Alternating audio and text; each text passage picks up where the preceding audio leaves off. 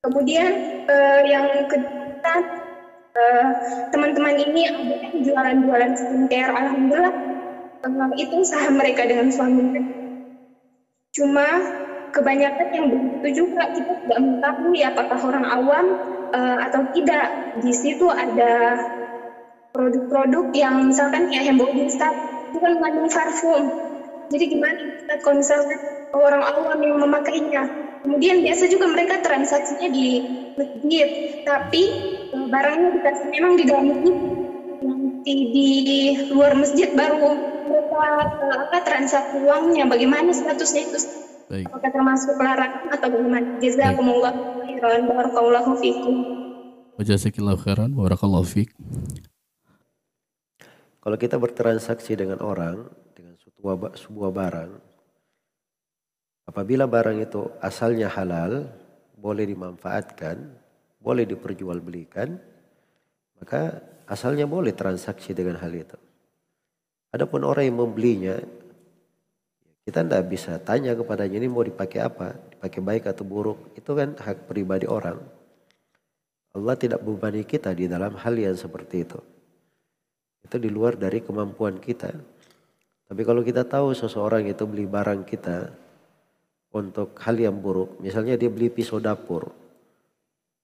Pisau dapur kan biasanya dipakai untuk potong di dapur dan sebagainya. Ini dia mau pakai untuk membunuh, kita tahu dia beli untuk itu. Maka itu hukumnya haram kita menjualnya. Iya, haram untuk menjualnya. Tapi kalau kita nggak tahu, maka asalnya itu adalah barang yang syah dan boleh untuk diperjualbelikan, ada manfaatnya.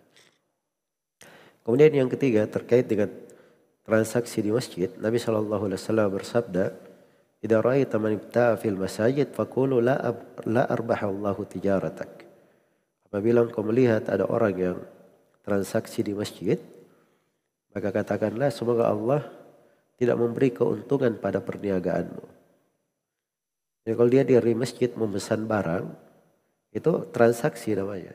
Walaupun dia belum bayar. Iya. Atau dia membeli sesuatu. Dia berada dalam masjid. Walaupun dia terima duitnya ketika dia terima barang, dia serahkan duit di luar masjid. Itu bentuk dari transaksi. Itu hal-hal yang seperti itu tidak dilakukan di dalam masjid. Kecuali kalau dia menagih hutang dari masjid, itu nggak apa-apa.